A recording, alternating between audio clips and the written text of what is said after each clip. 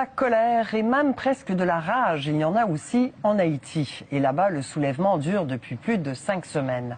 Le régime du président Jovenel Moïse est contesté de toutes parts. Artistes, syndicats, groupes religieux, un mouvement qui paralyse le pays. La plupart des écoles sont fermées depuis plus d'1 mois. Et Luc, vous rentrez tout juste d'Haïti et en fait ce mouvement-là, c'est pas juste dans la capitale, Port-au-Prince, c'est partout dans le pays. Oui, en créole, il y a une expression qui dit « pays lock », ça veut dire le pays bloqué. Eh c'est partout en effet. Dans la capitale, oui, presque chaque 2 jours, on ne peut pas circuler en ville, il y a des barricades partout, des manifestations, il y a des scènes de pillage, les commerces sont fermés, mais c'est aussi vrai dans les villes de province. Les routes sont bloquées aussi, on ne circule plus entre les villes du pays, donc l'essence ne se rend pas, les fournitures médicales, la nourriture, tout ça a du mal à circuler.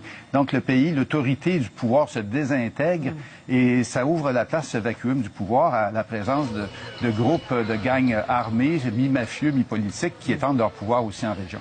Et les causes de cette colère sont économiques, évidemment, mais il y a aussi une grande indignation face à la corruption qui ronge le pays. Oui, bien sur le fond économique, en quelques mots, 70 de taux de chômage, des produits de première nécessité qui subissent une forte inflation. Pourquoi? Parce que le pays doit tout importer, ne produit presque rien.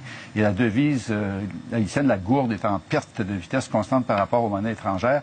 Donc, le PIB d'Haïti, vous savez, est inférieur aujourd'hui à ce qu'il était avant le séisme en 2010, donc il y a 10 ans. Donc sur ce fond-là, il y a une indignation qui naît d'un scandale politique, d'un scandale de corruption, ce qu'on appelle le scandale Petro-Caribé. Pourquoi? Eh bien parce que le gouvernement, l'État haïtien bénéficiait d'un tarif préférentiel sur le pétrole du Venezuela. À partir de là, devait constituer un fonds pour aider au développement du pays. Ça a été dilapidé de toutes les façons. Pots de vin, commissions, contrats qui n'ont jamais été réalisés, qui ont été payés, projets commencés, jamais terminés, voyages de luxe. Une grande partie de la classe politique est impliquée là-dedans, et y compris le président Jovenel Moïse. Et donc ça, c'est le carburant de l'opposition en ce moment, l'indignation face à la corruption. On écoute à ce sujet un des leaders du mouvement d'opposition, l'avocat André Michel, qui est un ex-candidat à la présidence d'ailleurs. S'il y a une bataille que nous devons mener et gagner, c'est la bataille contre la corruption.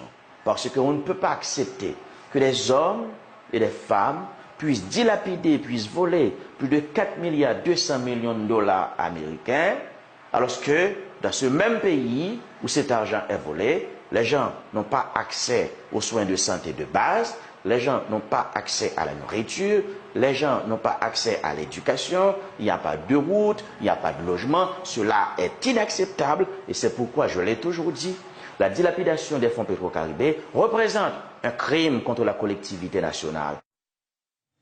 Et Luc, même l'aide étrangère est critiquée. En fait, elle est assimilée à l'ingérence de l'étranger et le Canada n'y échappe pas à cette critique. Non, mais un aspect positif, hein, les Haïtiens disent beaucoup, les Haïtiens doivent solutionner eux-mêmes leurs problèmes.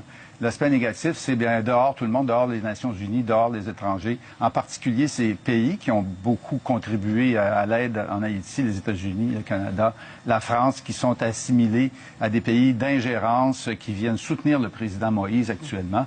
Et ça, ça fait monter la colère. Vous savez, si aujourd'hui, dans une manifestation, vous dites que vous êtes Canadien, vous courez après les problèmes. Et ça, c'est un phénomène nouveau en Haïti. Mais vous êtes revenu, Luc Chartrand. Merci beaucoup. Bien sûr. Au revoir. Je vous en prie.